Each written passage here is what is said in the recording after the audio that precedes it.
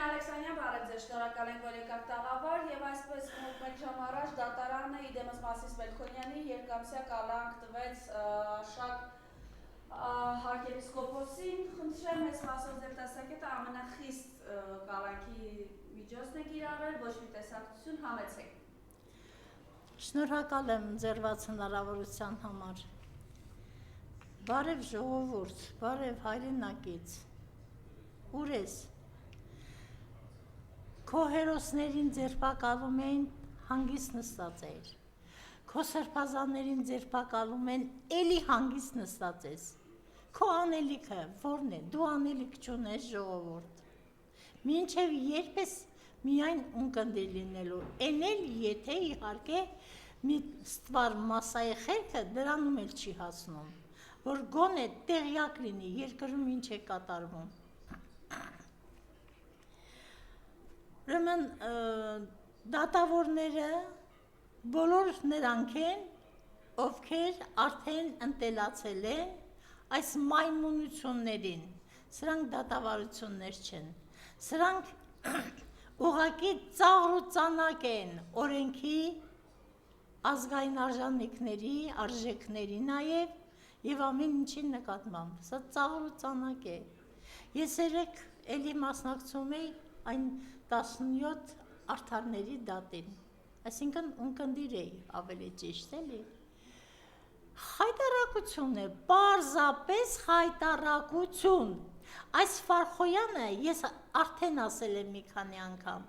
նա ոչինչ մասին չի մտածում, նա միայն մտածում է իր գլուխը ուսերին պահելու մասին,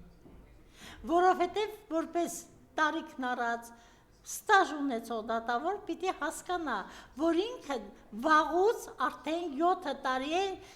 ծրվել է այն արդար ուղուց, որ նշանակում է արդարադատություն։ Ինքը հիմա ուղղակի կամակատար է, բա հետո երեք էլ ինքը խայտարակ վիճակի մեջ հայտնվեց, որովհետև դատապարտյալներից Վահագն Չախալյանը այնպիսի իրադրություն ստեղծեց դատարանում, որ ավելի լավ էր մարդ գլուխը առներ ու փախչեր, եթե մի քիչ նամուս ունենար կգնար ու հրաժարականի դիմում կգրեր, բայց դե Ֆարխոյանն է երեսը պատոշ։ Սրանից հետ չմնում Մասիս Մելքոնյան կոչված ապիկարը, ես որտեղից է ծնել այս հողը, ձեզ ինչու է ծնել այս հողը, այս ապիկար, այս թշնամի, այս ազգի դավաճաններին, ինչու եք ծնվել,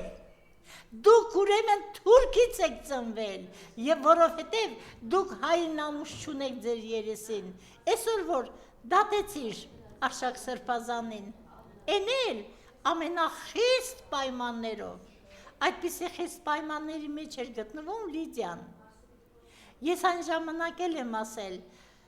այս թուրքի լամուկը ձեռք է բարձրացնում արդարության և անմեղության վրա, սա նրան էժան չի նստելու, հիշեք սա, էժան չի նստելու։ Եթե Սրբազանը, Արշակ Սրբազանը այդքան վտանգավոր, այդքան եղկելի գործեր էր արել, 8 տարիում էիք սպասում, ինչու չեք դատել, ասենք 8 տարի առաջ, ինչու, որովհետև դուք հանցագործ եք, որովհետև բոլոր նրանք ում անունը կապվում է ՔՊ-ի հետ հանցագործ է, եղկելի հանցագործ, ինչու չեիք դատում, հիմա սկսել են դոսաֆի գործեր են քննում, ստեղծագործական ընկերությունների այդ գործերն են քննում, գետինը մտնեք, դուք էլ բան ու գործ չունեք, թշնամին չոքել է մեր դռանը, թշնամին ես վերևից նայում է, կողքից նայում է, ոտքի տակը քանդում է, դաշունահարում է, դուք սկսել եք օգնել թշնամուն, գետինը մտնեք, ես 1000 անգամ կասեմ, կախաղան բարձրացնեն էլի կասեմ, դուք դատախազներ, բոլորդ, կին թե տղամարդ, պարզապես կամուրջների տակերից հավաքած էքերի եք նման, որովհետև դուք օրենքով օրինականությամբ չեք առաջնորդվում, այլ մի մայմունի կմահաճույքով։ Երեք նորից նա խորհրդարանում էր։ Ժողովուրդ մի հատ նայիր, ես ինչ է, այդքան կարող եմ ինձ ստիպել նյարդային համակարգս ամբողջովին քայքայել, որ լսեմ դրա սագի ճղճղան մորթվող խոզի ճղճղան ձայնը լսեմ, դու չես կարող մեկ-մեկ գոնե նայել, մի հատ նայեք, նա կարող է կանգնած խոսել, հանգիստ, ասենք կանգնած ուղղահայաց դիրքով խոսել, եթե նրա շարժումները նկարի ինչ-որ մեկը, ապա կնմանվի զսպանակի, որովհետև նորմալ մարդիկ են, որ կարողանում են կանգնած հանգիստ խոսել, պատասխանել, սա պարում է, արդեն կերքի էլ, ես չեմ զարմանա, եթե նա մի օր սկսի նաև երգել։ Ժողովուրդ մինչև երբ ես թողնելու, այս ազգուրացը, այս հավատուրացը, այս կեղծավորը, այս պարիսեցին, որը կարող է խեղճ ու կրակ որպի տեսք ընդունել, կանգնել, երեսին խաչ անել, այ խաչ աչքերդ հանի, դու ոնց ես համարձակվում, չէ որ վերև Աստված կա,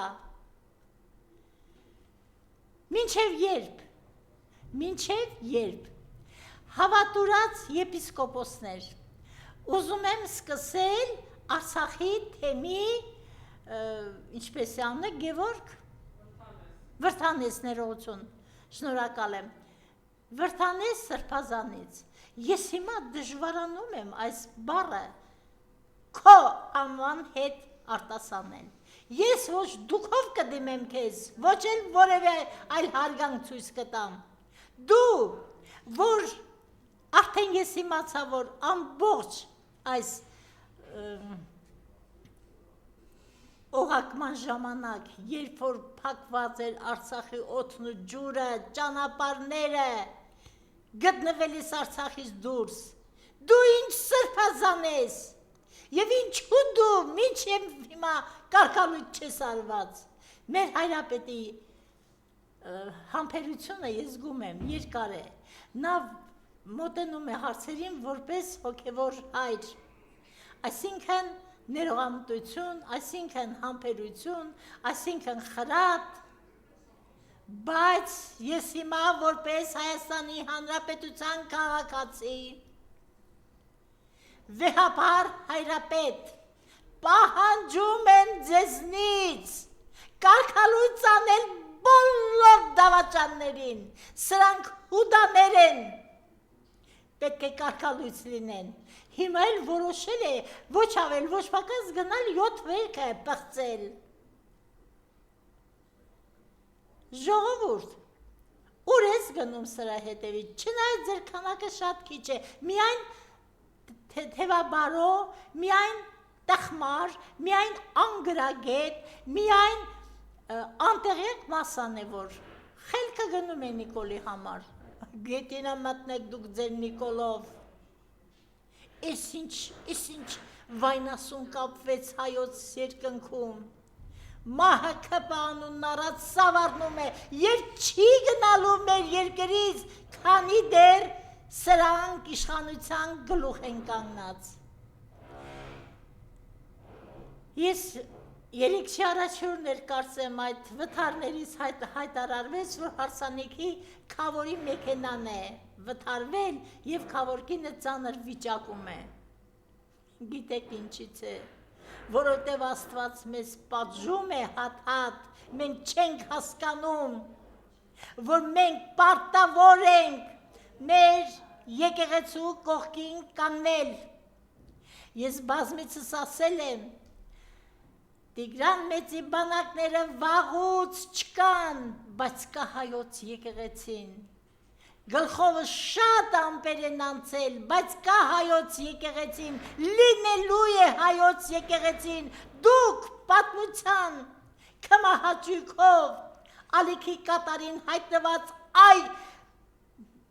չգիտեմ ինչ բառ ընտրեմ, որ ճիշտ բնութագրած լինեմ ձեզ, քպականներ, հայտնվել եք իշխանության ճակատին, որտեղ դուք դավաճանել եք մեր երկրին, մեր պատմությանը, մեր մշակույթին, մեր հավատին, որը դարեր շարունակ պահպանել է ազգը, նրա արժեքները, նրա լեզուն, նրա տարածքը ինչ որտեղ, բայց հիմա վեհապար հայրապետ, որպես տատիկ, որպես մայր, որպես հայ, պարզապես խնդրում եմ, բոլոր այդ 10 հոգունել կարգալույծ արեք, դա ես անձամբ համարում եմ ձեր հոգու պարտքը, ժողովրդի ազգի հավատքի նկատմամբ, ձեր պարտքն է սա, կարգալույծ անել, թող սրանք սոված շների նման փողոցներում թափառեն, թող գնան ապաշխարեն։ Ես գնդևանքում էի մի անգամ, այնտեղ մի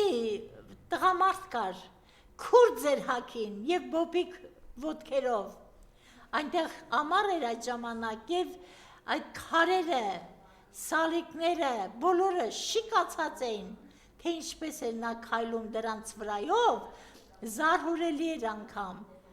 Հարցում եմ, ով է այս մարդը։ Գիտեք, ասացին, որ ինքը ոչիր է գործել, բանտարկվել է, հետո տարիներ անց, երբ որ ազատագրվել է, ինքը պարզապես ընտրել է իր մարմինը մաշելու ճանապարհով փրկել հոգին։ Այդ դուք քուրձ պիտի հագնեք։ Դուք լավ գիտեք, չէ, Գեղարդավանքի խցերը այն ժայռափոր, այնտեղ մարդը չի կարող ամբողջ հասակով մեկ կանգնել, պիտի գնաք մտնեք այդ խցերը, չոր գետնի վրա, կրացած վիճակով պիտի ապաշխարեք, են էլ հարց է, Աստված ձեզ կների թե չէ, որովհետև մեկ անգամ հարամ լափը լափող է, էլի կլափի, որտեղ նրա հոգին է ծախու, դուք ուղղակի մոռանում եք մի հանգամանք, ձեզ թվում է, եթե թուրքին բերեցիք, մտցրեցիք Հայաստան, թուրքը ձեզ խնայելու է, ոչ, թուրքը դավաճան չի սիրում, ձեզ բոլորին ցծի կհանի, որ իր ազգի մեջ դավաճանություն չլինի հանկարծ։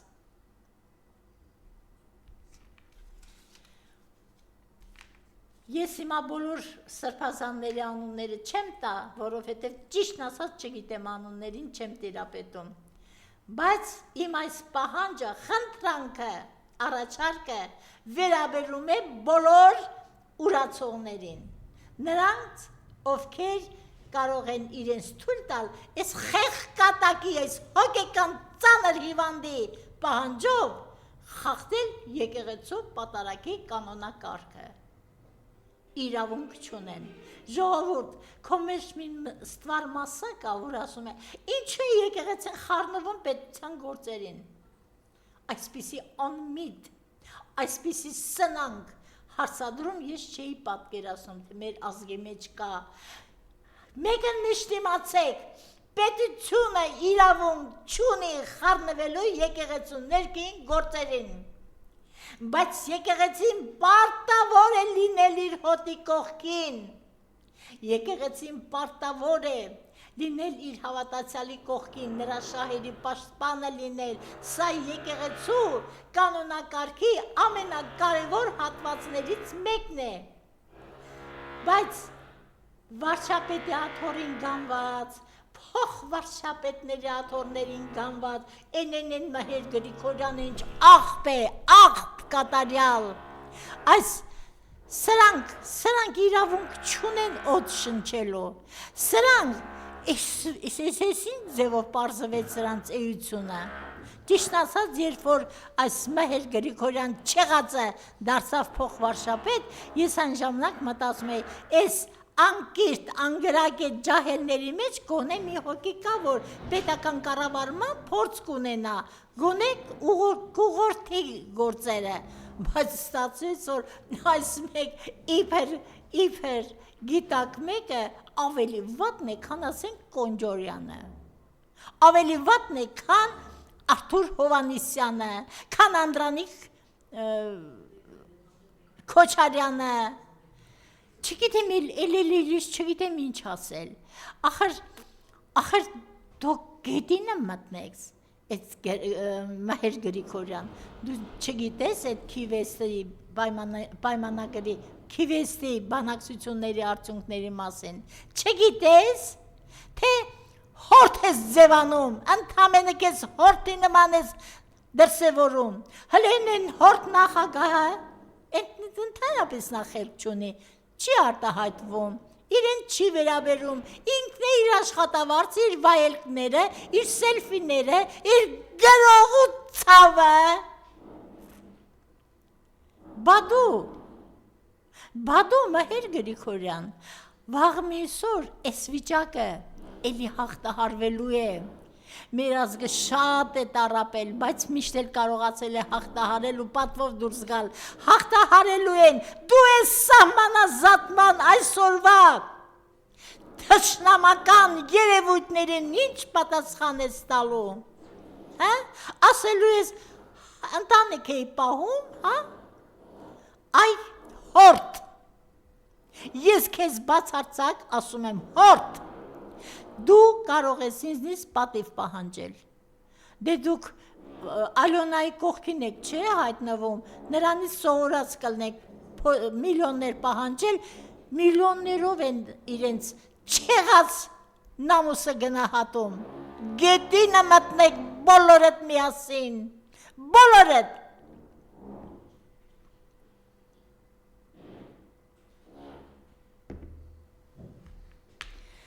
թոշակների մասին,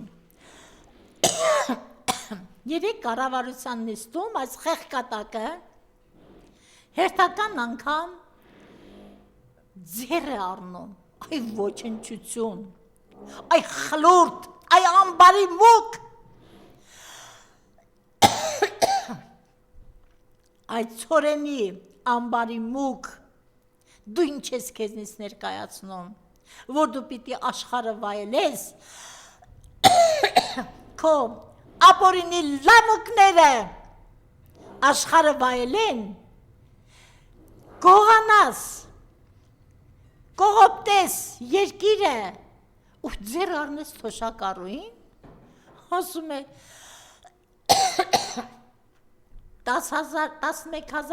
10,400 դրամը, որ 10 թոշակառուին ինչի վրա պիտի ծախսեի,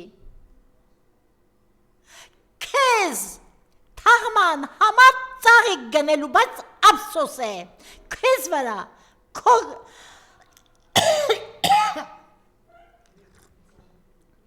անձամբ ես, որ տանեն գնդակահարության ծաղիկ չեմ գնի մեկ հատ,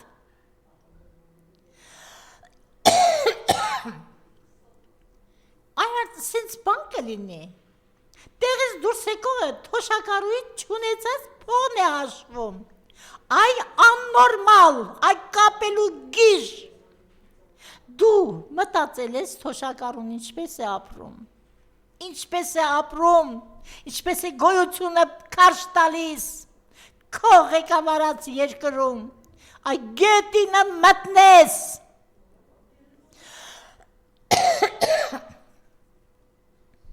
թոշակառուի ստացած թոշակը իր դեղորայքին չի բավարարում,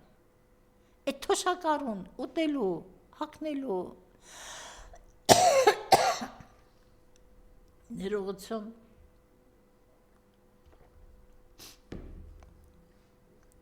իր թորանը մի շոկոլադի սալիկ գնելու իրավունք չունի, հա? Եթե այդքան հնարավոր է քո տված թոշակով գների այսպիսի ահավոր բարձրացման դեպքում ապրել, դու արի կլինի որևէ ամենաբարձր թոշակով մեկ ամիս ապրիր,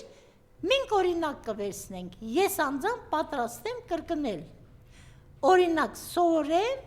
ու ես էլ այդպես ապրեմ, դու այ կապելու գիժ, այ խելար,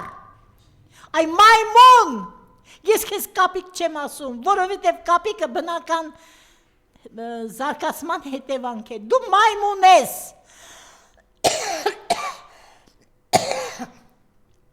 այդ ամբիոնի մոտ թրջկոտում ես, աջ, ձախ, զսպանակի նման գնում ես, գալիս ես, թևերդ, ոտքերդ, մեկ-մեկ էլ աննորմալի նման ձերդ ուր ես ստանում, ուր ես հոտ քաշում, ոյ, ներողություն, մեր ժողովուրդը լավը չի, եթե մեր ժողովուրդը լավը լիներ, այս կապելու խելարը վաղուց պիտի գահանքեց արված լիներ, վաղուց, եթե նույնիսկ չճանաչելով այդպես վազեվազ գնացիք ձայն տվեցիք և թագավորեցրիք անգլոսաքսերի ու թուրքերի երազանքը, գոնե 21 թվականին չգնայիք, անամոց ժողովուրդ, ապերախտ ժողովուրդ, դու ոնց գնացիր քո զավակների արյան վրա ձայն տվեցիր այս թուրքերի լամուկին, այս թուրքի գործակալին, սրանք բոլորը գործակալներ են, լավ իմացեք, բոլորը, երեք Վահագն Չախալյանը, որը այդ 18 արդարներից մեկն է, գիտեք ինչ էր ասում, ասում է, եթե ինչ-որ ձայնագրությունների մեջ իմ ազգանունը 4 անգամ հոլովվել է, ընդ որում առանց անվան, այսինքն դա կարող է բացարձակ այլ մարդ լինել նույն ազգանունով, ասում է, բա նոյեմբերի 9-ին 20 թվականի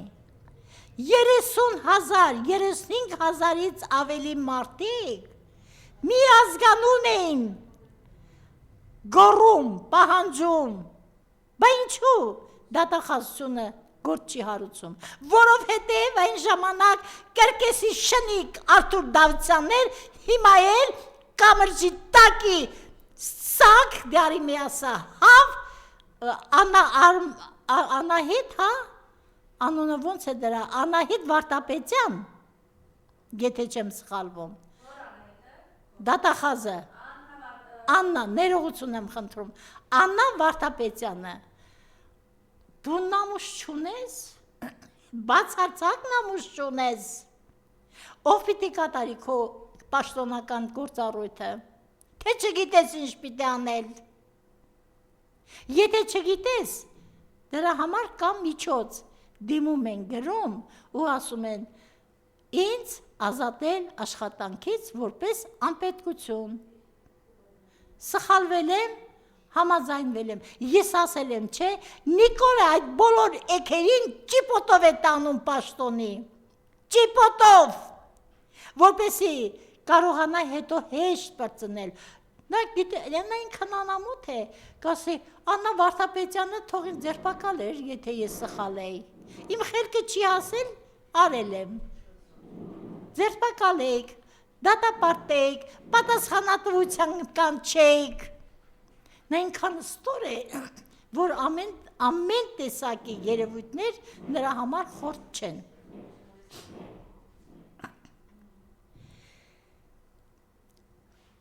Ժաննա Անդրեասյան, ես քեզ շատ եմ քարկոծել, էլի եմ քարկոծելու, դու չես ամաչում, որ խոսում ես նկարիչների միության մասին, գրողների միության մասին, ճարտարապետների միության մասին, այ մարդ, իս ինչ ախորժակի տերեք, կերկող եք եղել, մեջներդ, մեկը չկա, որ ասես, թե 22 կիլոից ավել քաշ ունի, որովհետև դուք այնքան ագահ եք, ձեր աչքը այնքան բան է տեսնում, դրա համար չեք կարողանում մարդակերպ մտնել, չեք ամաչում ընկել եք ստեղծագործական կազմակերպությունների հետևից, ձեր հոր աշխատածն են նրանց տրվել, թե չնայած լավ եք անում, Միրոյան չեղած, ես քանի անգամ քեզ ասել եմ, երեսիդ եմ ասել, ձայն ծպտուն չեք անում, Նիկոլը բոլորից սրտով է, դե տեսեք հիմա ինչ է անում, ձեր գլխին քիչ է անում, պարզապես։ Ես ուղղակի զարմացած եմ, ես մեր մտավորականությունը ուր է, ինչով եք զբաղված, բամբասանքով, մեկը մյուսի տակը քանդելով, ես ինչ եք անում, երկիրը որ չեղավ, որտեղ եք մնալու, որտեղ, անհայտ փոսերում կմնաք, հասկանում եք, անհայտ փոսերում, որովհետև թուրքը այդ հարցում լիակատար գերազանց ունակություն ունի։ Խաչագող Քավոր Պետրոս, այդ ինչպես եղավ, որ վերջապես համարձակվեցիք հրավիրել պարոն Բագրատյանին։ Ափսոս ես ամբողջը չեմ նայել, մի փոքր հատված եմ կարողացել նայել, որովհետև մտքովս չի անցել, որ վերջո կհամարձակվես հրավիրել Բագրատյանին։ Լսի, այդ քո անգիրարած ֆրազները չես հասկանում, որ Բագրատյանի վրա չի ազդի։ Քեզ թվում է, քո դեմ նստած է Արթուր Հովհաննիսյանը, թե Լևոն Շիրինյանը, թե Հոսեփ Խզմալյանը, թե են տչիկ տվող 70-ամյա երիտասարդը Տիգրան Խզմալյանը, թե են Արման Բաբաջանյանը, լսիր, կարողացիր տարբերակել, ում հետ ինչ բառապաշար ես օգտագործում, դու երեկվա այդ հարցազրույցից հետո, որ նամուս ունենայր, ուղղակի կգնայր և ազատման դիմում կգրեիր,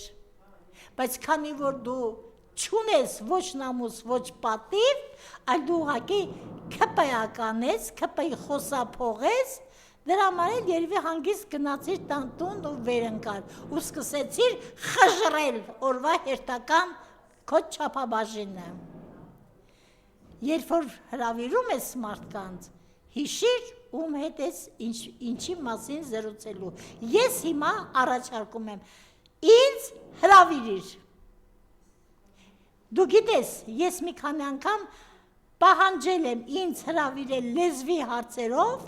դու խոսափել ես, խոսափել պարզապես, չէ, ես չեմ հրավիրի, ես լեզվի հետ գործ չունեմ, բա ինչի հետ գործ ունես, այ ողորմելի, լեզուն մեր ազգային բացարձակարժեքն է,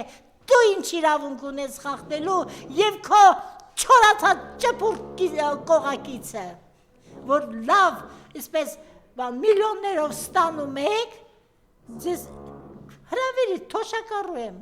թոշակների մասին հրավիրիր,